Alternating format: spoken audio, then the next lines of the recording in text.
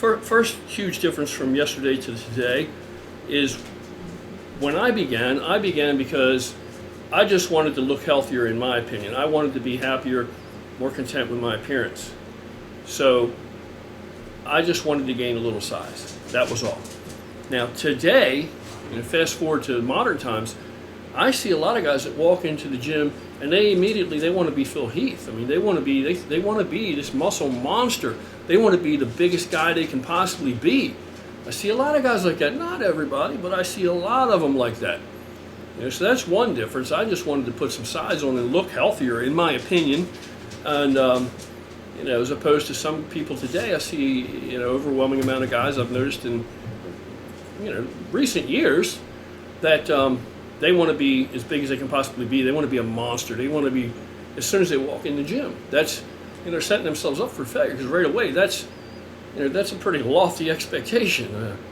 No small steps to the moon or nothing. It's like that or bust or something, and it's just unrealistic. Then another huge difference I see is, like I said before, we didn't have any internet or anything. We didn't know what anabolics were, any of that. So we thought, because we were fed this from the magazines, we thought it was all nutrition. How you ate was your diet, and it was how you trained. That's what we believed. We believed it was all in the training, the way that you trained, your training program, and how you ate, what you ate.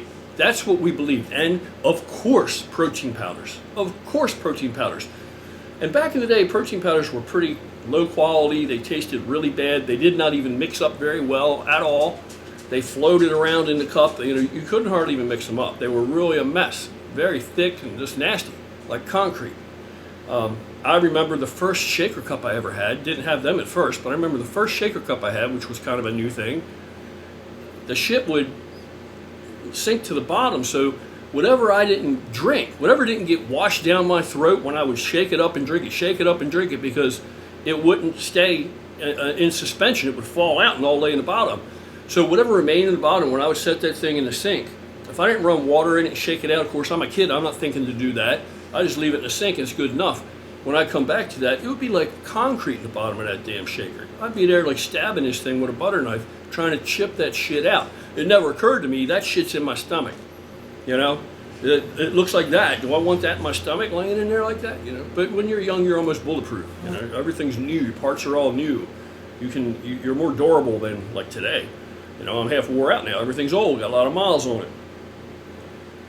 So another big difference is today you see, I have actually seen guys come into the gym and the very first thing they want to know is what drugs they should take, or they already have they believe they have a handle on everything to do with drug use and that it's a necessity, and they already have lowered expectations. They believe everything they've seen and read, well, like we did, but now what they mostly see and read on the internet says that you can't do anything without drugs.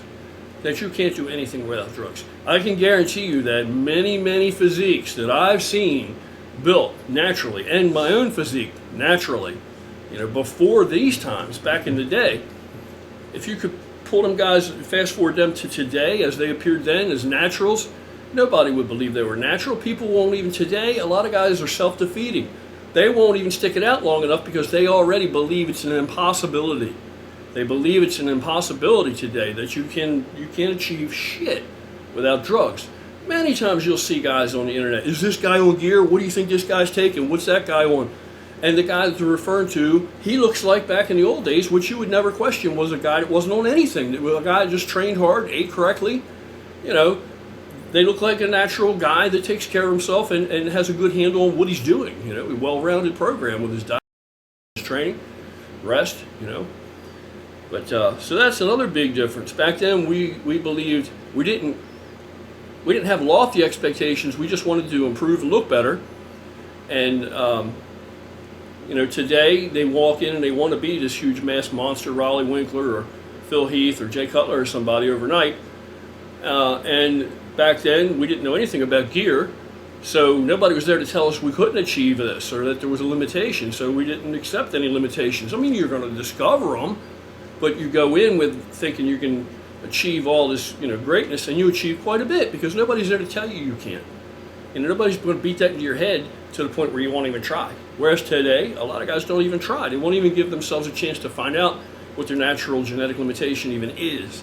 Their natural genetic limitation could very well deliver them to more than they're hoping to achieve, but they'll never find out because, not everybody, there are outliers everywhere. I'm speaking in general, in generalities.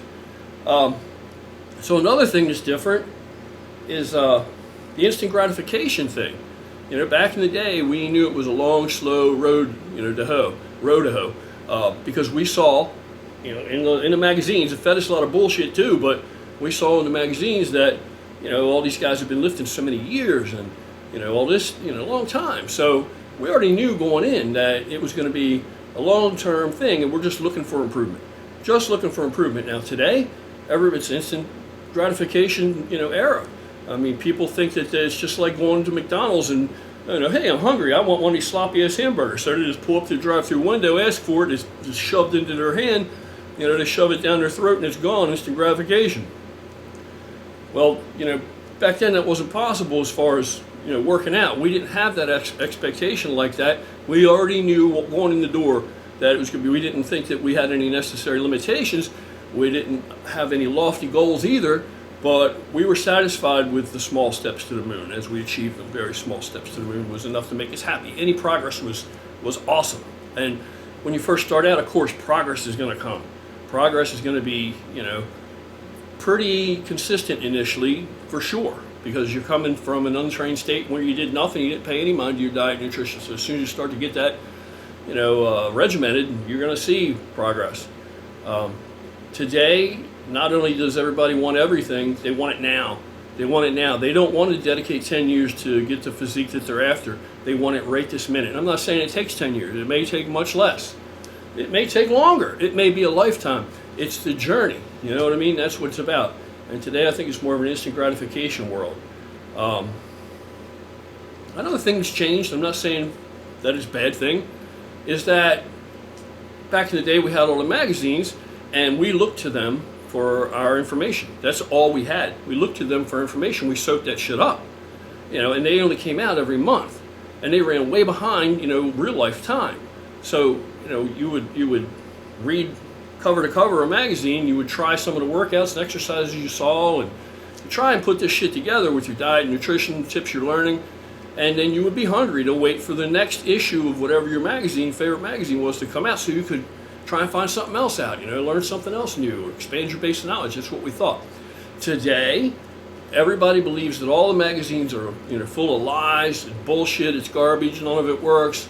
It's only about trying to bullshit you and sell you supplements that you don't need, etc., etc.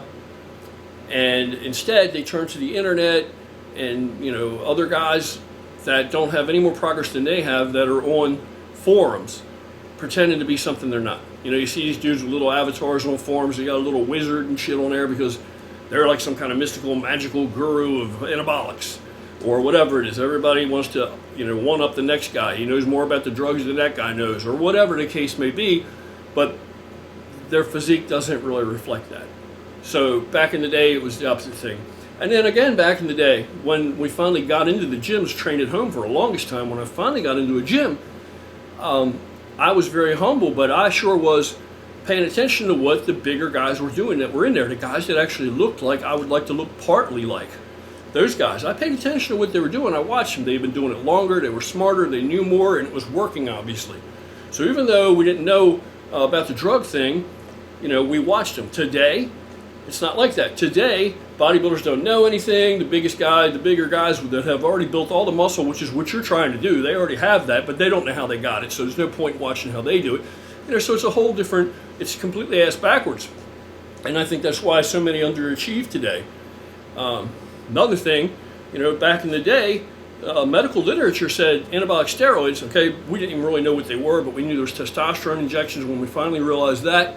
And it was Dianabol, we knew about. That was the first drug I knew about because, didn't take it, but it was the first one I knew about at the time because the high school coach, who was also my family doctor, he prescribed that, or he didn't really even have to prescribe it. Well, he did prescribe it, he had to prescribe it, but there were no, the indications that allowed you or enabled you to prescribe were much wider because it wasn't a controlled dangerous substance. It wasn't classified like that yet.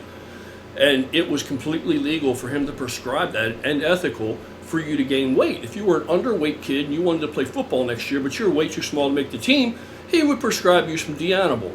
And you would take the D-Animal. That was what he prescribed to gain weight, because the belief in the medical community at the time was, and pay attention to this, all you guys that are science, swear by science. Science rules and knows everything.